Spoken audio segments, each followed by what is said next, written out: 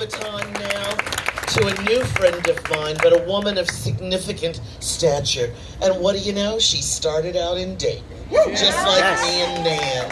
To the podium, the chair of the U.S. Black Congressional Caucus, a member of State House First, and then our U.S. Congressperson for the district we stand in, Madam Joyce Beatty. That's our next lieutenant governor. I come all the way from Washington to be here for us to understand that this is our time. This is our time to, yes, defend choice. This is our time to take action. This is our time to stand up for our freedom, for our democracy, and for justice. Because every day someone asks me, why is it important to vote? And I tell them that this is the most critical election of our time. And someone then responded and said, oh, we say that all the time. But this time is true, and it is always true. But when we look at what happened in the last administration and the setback that we have had, whether it is Roe v. Wade, almost 50 years of a constitutional right being changed, whether it is denying our children what books they can read about this great history of America that is so diverse. And I could go on, and you've heard about the dignity of work. And we have preached and taught that as Democrats because we understand the value of labor and laborers and having a job and being able to buy that first home and being able to go to college or be in the workforce. Well, I came here tonight to say thank you to everybody that is running for office and to say thank you for all of those who are elected and to join the best U.S. senator that you could have, not only in Ohio, but in the nation, with Senator Sherrod Brown. To have him as a colleague and to be a supporter of why we are here tonight.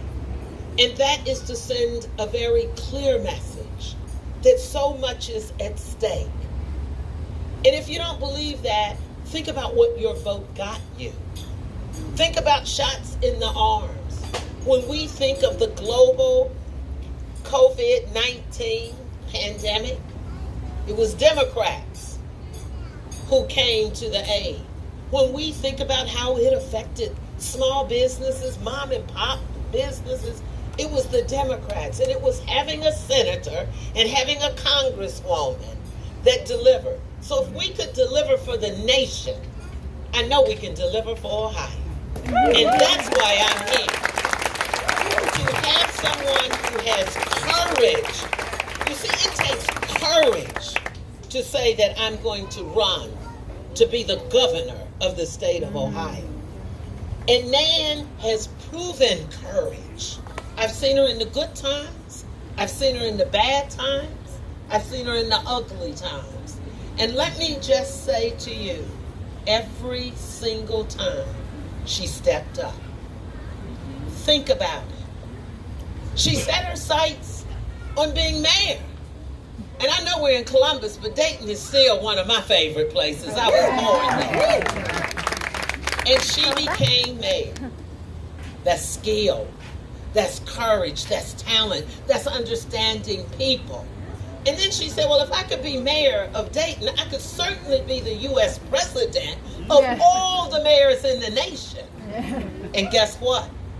Overwhelmingly, they said, we want a powerhouse. We want somebody who is brilliant. We want somebody who understands democratic principles because they are the principles of democracy. And they elected Nan Whaley. She didn't stop there. I remember the phone call when she said, Congresswoman, not I want to be Ohio's governor. She said, I'm going to be Ohio's next governor. I'm going to be the first female governor. I said, I don't know about that. You know, I make you work for me standing here. So I didn't jump on the bandwagon, even though I knew all along that she would end up where she is. But the people want to see you fight for it. Let me just tell you, she called me not once, but 5 times every day. And if I didn't call her back, she called 5 more times. I put a check mark over there. Nan Whaley's fighting. And then she starts saying, I'm raising money. More money than anybody else because I want to do that for the people. I want to make sure that I can be out there and prove to them that I will do whatever it takes. Another check mark for Nan Whaley. And then people started calling me and saying, come on, you got to be for Nan Whaley. And I said, don't tell her, but I'm for her. But don't tell her. Let her keep working. And where I'm going with this, even with a friend, she never stopped fighting. She never gave up. So when you're thinking about someone that's going to help determine shots in your arms with another COVID, checks in your pockets, somebody that's going to take billions of dollars and understand and value all people regardless of race or ethnicity or how you self-identify yourself. Nan Whaley has that track record. I watched when we had a tragedy in our hometown. I called Nan to check on her, and she was checking on the families, the children. She brought Democrats and Republicans and independents there. You want somebody that understands what it takes in hard times, that they don't only think about themselves and they start being a little too political. She did the right thing. And families in that community and the nation gave her credit for being the best leader when we've had these shootings all across America. I want to say thank you because I was there at the funeral when I watched you during the bad times and the tragedy. And then she came right out of that with COVID. She was traveling. I want you to know this before I close. She traveled across this state. I watched her go from county to county to county, never seeming tired, never giving up. And when I asked her about that, she said, Congresswoman, she said, I'm going to be governor. Governors are fighters. Governors stand with the people. Governors understand that you have to put people before politics. People before politics. Exactly. Governors have to understand and value the dignity of work, the value of people, and make tough choices. So I'm right here in my congressional district. So I'm on my home turf here.